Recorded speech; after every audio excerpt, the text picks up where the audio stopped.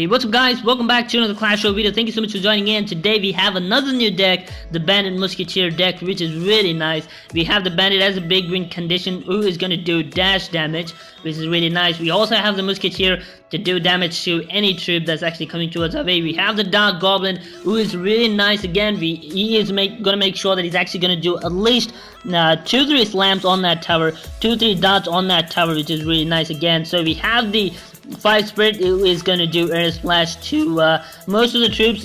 We mainly are going to keep that 4 minion horde because we phase them a lot up in these Iron arenas. We also have the spare goblins who's going to do damage to both ground and air troops. We also have the raid spell who's going to help us speed up the things, which is again absolutely awesome. We have the zap spell which is going to zap out the enemies, and we have the inferno tower to just defend ourselves. So before I start into the video, make sure to subscribe to the channel for Clash of Clans or Clash Royale content every single day. Make sure you leave a like if you enjoyed this video, and make sure you click on the bell notification icon so that you get notified when I put new Clash of Clans or Clash Royale content.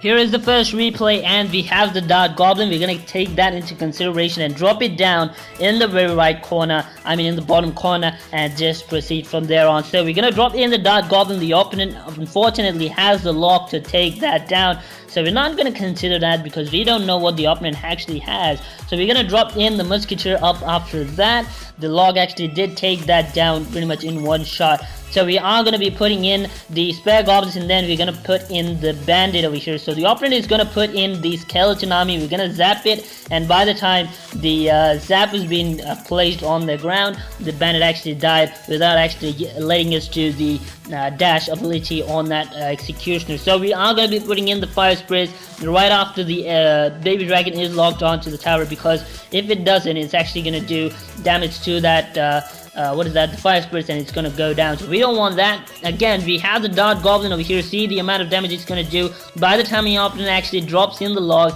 it's actually going to get 3 shots on that tower, which is really nice. And one thing I actually love about this deck is the fact that you can actually split up the troops wherever you want. So you can drop in one part of the troop on the left, and the other you can probably do it on the right. So just as I did there, you can actually do that as I did. So the opponent over here unfortunately did drop in the free spell, which was completely unexpected. I thought this combination is not going to work that well, but then it definitely did for the opponent. So we are going to get paid for that. So again, you see the Dark Goblin doing 3 shots on that tower, 3 to 4, which is again nice. The log being wasted over there on the left, and you see the amount of damage done on both sides of the tower. The bandit actually did some really nice damage all by herself on the left. We also have done some really good damage towards the right over here. So again, splitting up the troops to do damage. The opponent is very much worried about the left side of the deck, the left side of the tower, because he knows that's a much bigger threat.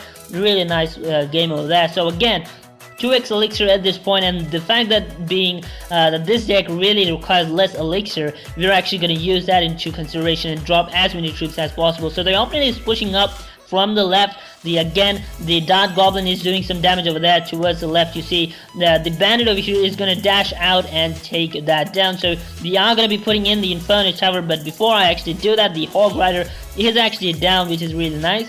And he actually does drop in the free spell, which actually didn't work at all. So we're gonna drop in the bandit towards the left over here, towards the right.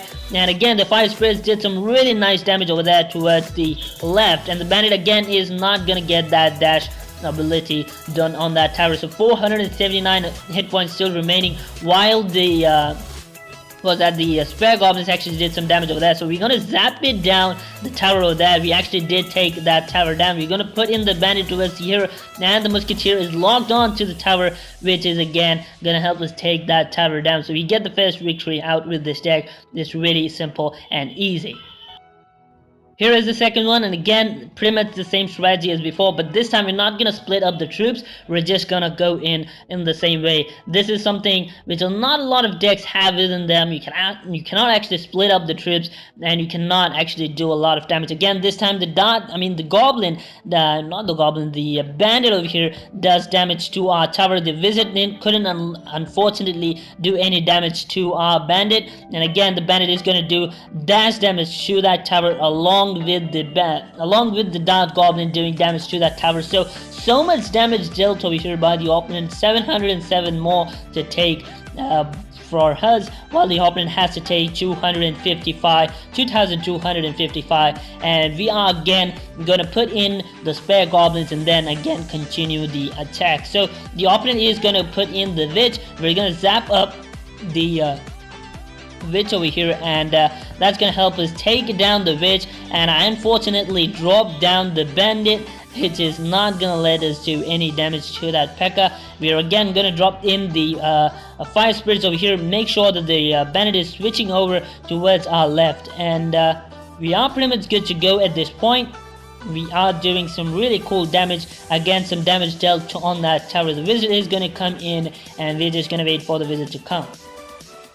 The bandit, oh my goodness, it is again gonna do damage to that wizard by not letting the wizard do any damage to that bandit, which is again really nice. That's something I love about the bandit. Is actually gonna do damage, and we're gonna get that tower down over there. The opponent did drop in the skeleton army, but then it was kind of late, and again we're gonna do the damage and start over on the other side of the tower. So we are gonna be dropping in the spare goblins on the right and start over our account on actually taking down the other tower. We're gonna drop in the spare goblins and just wait for the opponent to actually react on it. So again, the opponent is getting ready with the Pekka strategy over here. So big strategy to counter for us. We are going to be dropping in the bandit. The bandit is not going to be doing any damage to that tower. The bandit is going to lock on to the witch, and it's going to take it down completely, which is really nice. So we are going to be dropping in the Inferno Tower. Big threat for the opponent. We are going to be facing in a real big threat over here at this point.